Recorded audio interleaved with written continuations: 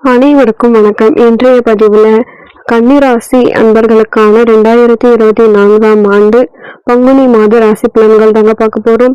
வீடியோக்குள்ள போறதுக்கு முன்னாடி முதல் முறையா நீங்க ஃபர்ஸ்ட் டைம் நம்ம சேனலை பாக்குறீங்கன்னா மறக்காம சப்ஸ்கிரைப் பண்ணி வச்சுக்கோங்க.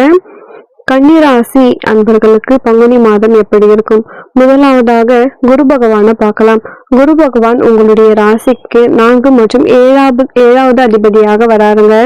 அஷ்டமஸ்தானம்னு அழைக்கப்படக்கூடிய 8ஆம் இடத்துலதான் இருக்காரு. பொதுவா அஷ்டமஸ்தானத்துல குரு இருக்கிறது நல்லதா கேட்டீங்கன்னா ரொம்பவே நல்லதுன்னு சொல்ல முடியாது. ஏன் அப்படின்னு கேட்டீங்கன்னா, அஷ்டமஸ்தானத்துல குரு இருந்தாலே சிலருக்கு பொருளாதார தட்டுப்பாடு ஏற்படும். அந்த பண சிரமம் சிக்கல்னு சொல்றோம் இல்லையா, அத மாதிரி பண சிரமமும் சிக்கலும் வர்றதுக்கான வாய்ப்புகள் கொஞ்சம் இருக்கும். ஒரு சிலருக்கு கடன் பிரச்சனைகள் இருக்கும். கடனால ஒரு சிலருக்கு கஷ்டங்கள் வந்திருக்கும், தொந்தரவுகள் வந்திருக்கும். ஒரு சிலருக்கு நகை நட்டுக்கள் இழப்பீடு ஏற்படுற மாதிரியான சூழ்நிலைகள் இருந்திருக்கும்.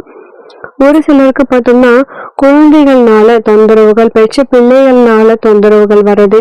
ஒரு சிலருக்கு கோர்ட்னால தொந்தரவுகள், கோர்ட்னால அப்படின்னா ஏதாவது வம்பு வழக்குகள், கேஸ் வர மாதிரியான சூழ்நிலைகள் இருந்திருக்கும்.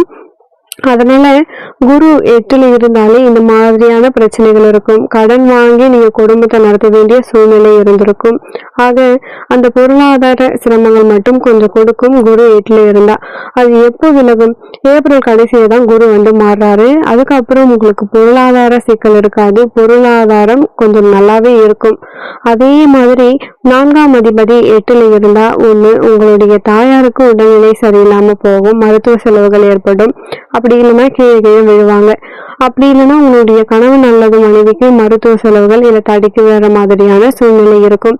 இந்த மாதிரியான தொந்தரவுகள் மட்டும் இந்த மாதம் வர்றதுக்கான வாய்ப்புகள் ஒரு சிலருக்கு மட்டும் இருக்கு அப்படின்னு நம்ம சொல்லலாங்க. பங்குனி மாதம் அடுத்து உங்களுக்கு சூரிய பகவான் எடுத்துக்கலாம். சூரிய பகவான் உங்களுடைய ராசிக்கு 12ஆம் அதிபதி தான். அப்ப 12ஆம் அதிபதியான சூரிய பகவான் எப்பயுமே 7ஆம் இடத்துல இருக்கவே கூடாது.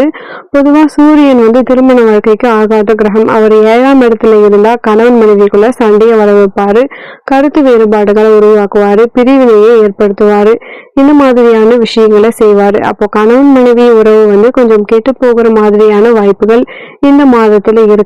அதனால கணவன் மனைவி உறவை நீங்க நல்லபடியா பலப்படுத்துறதுக்கான முயற்சியை நீங்க பண்ணுங்க. கணவன் மனைவிக்குள்ள கருத்து வேறுபாடு வந்தா கொஞ்சம் விட்டு கொடுத்து போனீங்கன்னா உங்களுக்கு சிரமம் சிக்கல் வராம ஓரளவுக்கு தடுக்கலாங்க.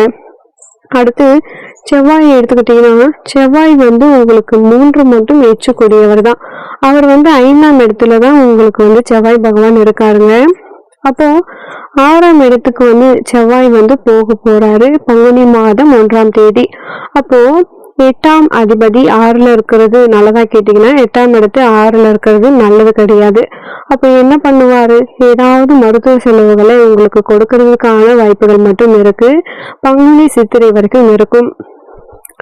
ஒரு சிலருக்கு சொத்து பிரச்சனைகள் வர்றதுக்கு வாய்ப்பு இருக்கு. ஒரு சிலருக்கு சகோதர சகோதரிகள்னால சிரமங்கள் ஏற்படுறதுக்கு வாய்ப்பு இருக்கு. சொத்து பிரிவினை ஏற்படுறதுக்கும் வாய்ப்புகள் இருக்கு.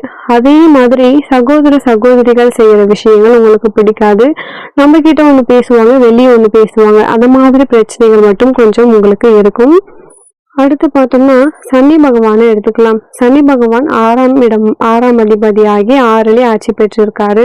பொதுவா சனி 6ல இருக்கக்கூடாது. சனி 6ல இருந்தா வாகனம் மூலம் நிறைய விரயங்களை உங்களுக்கு கொடுப்பாரு. அப்போ வண்டி இல்லை அப்படின்னா வண்டி வாங்க வைப்பாரு. அப்போ வண்டி மூலமா நிறைய செலவுகளை உங்களுக்கு கொடுப்பாருங்க. வண்டிகள் பழுதாகிறது, வண்டிகள் கொஞ்சம் அடிபடுறது, இந்த மாதிரியான தொந்தரவுகளை உங்களுக்கு கொடுப்பாரு. அதனால வாகன வகையில நீங்க கொஞ்சம் பார்த்து தாங்க இருக்கணும். அதே மாதிரி சனி 6ல இருந்தா கடனை உருவாக்குவாரு, நோயையும் உருவாக்குவாரு. நோய் அப்படின்னா நமக்கு மட்டும் கிடையாது, நம்ம வீட்டுல யாருக்காச்சும் ஒருத்தருக்கு வரும். யாராவது ஒருத்தர் மாத்திரை மருந்து சாப்பிட்டுட்டு இருப்பாங்க. அதே மாதிரி கடன் மட்டும் உருவாகும். கடன் உருவாம நம்ம பார்த்துக்கணும். இதை செஞ்சாலே போதும். மற்றபடி சனி பகவான் வேற கெடுதல் செய்யறதுக்கான வாய்ப்புகள் உங்களுக்கு இருக்காதுங்க. அடுத்து சுக்கிரன் எடுத்துக்கலாம். சுக்கிர பகவான் உங்களுக்கு பணத்தை கொடுக்கக்கூடிய ஒரு கிரகம். அப்போ அவர் தற்பொழுது 6ஆம் இடத்துல தாங்க இருக்காரு சுக்கிர பகவான். சுக்கிரன் 6ல இருந்தா பங்குனி மாதத்துக்குள்ள உங்களுக்கு உங்க வீட்ல ஏதாவது ஒரு எலக்ட்ரிக் பொருட்கள் வந்து ரிப்பேர் ஆகும். டிவி, ஃப்ரிட்ஜ், வாஷிங் மிஷின் இது மாதிரி சொல்ற விஷயங்கள், கம்ப்யூட்டர் இது மாதிரி விஷயங்கள் மட்டும் ரிப்பேர் ஆக வாய்ப்பு இருக்கு. சில பொருட்கள வந்து ரிப்பேர் பண்ணி திருப்பியும் யூஸ் பண்ணிக்கலாம். சில பொருள் ரிப்பேர் பண்ண முடியாது.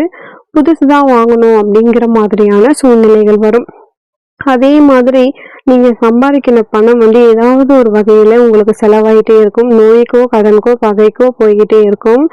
நோய்னா இப்ப ஹாஸ்பிட்டலுக்கு, கடன்னா வட்டிக்கு எடுக்கிறது, கடன் கொடுக்கறது, பகைனா வம்பு வழக்குகளுக்காக செலவழிக்கிறது. இது வந்து எவ்வளவு நாளைக்கு உங்களுக்கு இந்த மாதிரி பணம் செலவழியும்? பங்குனி மாதம் 19ஆம் தேதி வரைக்கும். பங்குனி 19க்கு அப்புறம் சுக்கிரன் மீன ராசிக்கு போறாரு. சுக்கிரன் மீன ராசிக்கு போனதுக்கு அப்புறம் தனாதிபதி சிறப்பா இருப்பாரு. அப்போ குரு பகவான் உங்களுக்கு பணம் கொடுக்கல, சிரமப்படுத்துறாரு அப்படின்னாலும் சுக்கிரன் வந்து உங்களுக்கு பொருளாதாரத்தை சரி செஞ்சு உங்களுக்கு பணத்தை கொடுப்பாரு. பொருளாதாரம் உங்களுக்கு சிறப்பா இருக்கும். பொருளாதார தட்டுப்பாடு இருக்காது. பொருளாதார தொந்தரவு இருக்காது. அப்போ பணம் சம்பந்தப்பட்ட நடவடிக்கைகள் உங்களுக்கு சுமூகமாக இருக்கும்.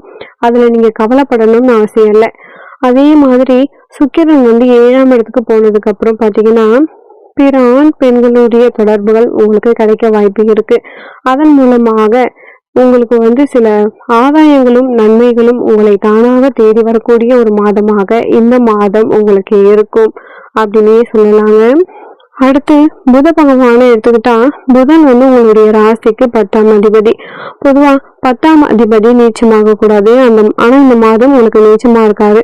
10ஆம் அதிபதி தொழில் ஸ்தானத்துக்குரிய அதிபதி. அப்போ தொழில் அதிபதி உங்களுக்கு நீச்சமாக கூடாது. அப்படி இருந்தா உங்களுக்கு தொழில்கள் வந்து கொஞ்சம் சுமாரா தான் இருக்கும். ரொம்ப வேகமா இருக்கும், நல்லா இருக்கும்னு சொல்ல முடியாது. மிகுந்த லாபம் கிடைக்கும் சொல்ல முடியாது. ஒரு ஆவரேஜா சுமாரா போகும். வேலைன்னு எடுத்துக்கிட்டா வேலை பார்க்குறவங்களுக்கு கொஞ்சம் தொந்தரவு இருக்கும். ஒரு சிலருக்கு வேலை போயிடும். வேற கம்பெனில போயிட்டு வேலை பார்க்குற மாதிரி இருக்கும். அதனால வேலை செய்யற இடத்துல நீங்க கவனமாக இருக்கிறது ரொம்பவே நல்லது. புதன் நிச்சயமாக இருக்கிறதுனால நீங்க வேலை செய்யற இடத்துல சில தொந்தரவுகள் வரும். அப்போ ராகு வந்து 7ஆம் இடத்துல இருக்கிறாருங்க. ராகு 7ஆம் இடத்துல இருந்தா உங்களுக்கு நல்லதுதான். அப்படி 7ஆம் இடத்துல இருந்தா கணவன் மனைவியினுடைய உடல் நலத்தை பாதிக்கும். அவங்களுக்கு வந்து உடல்நிலை சரியில்லாம போகும். அப்படி இல்லை அப்படின்னா பாத்தீங்கன்னா அவங்களுடைய கருத்து வேறுபாடுகள், சண்டை சச்சரவுகள் ஏற்படும். நீங்க அட்ஜஸ்ட் பண்ணி போனீங்க அப்படின்னா உங்களுக்கு பிரச்சனை இல்லை. சிலருக்கு வந்து உங்களுக்கு வந்து ஒரு விஷயம் இது நடக்கணும் அப்படின்னா நீங்க வந்து கடல் வழிபாடு இந்த மாதத்துல எடுத்துக்கோங்க. உங்களுடைய இஷ்ட தெய்வம், குலதெய்வம், நீங்க யாரை வேணா வழிபடலாம். இது மாதிரி பண்ணீங்கன்னா உங்க லைஃப் வந்து ஸ்மூத்தா போகும். அதனால நீங்க பயப்படணும் அப்படின்னு அவசியம் வந்து கிடையாது. ஆக இந்த பங்குனி மாத கிரக நிலைகள் பார்த்தோம்னா ஓரளவுக்கு உங்களுக்கு சாதகமா தாங்க இருக்கு. அதனால ரொம்ப சிக்கல்கள் வர்றதுக்கு வாய்ப்பு இருக்கு. ஓரளவுக்கு லைஃப் நல்லாவே போகும். கொஞ்சம் சிறப்பாகவே இருக்கும் அப்படின்னே சொல்லலாம். மேலும் உங்கள் வாழ்க்கையில நீங்கள் சீரும் சிறப்புமாக வாழ நானும் இறைவனை பிரார்த்திக்கிறேன். மேலும் ஒரு நல்ல பதிவுடன் மீண்டும் உங்களை சந்திக்கிறேன்.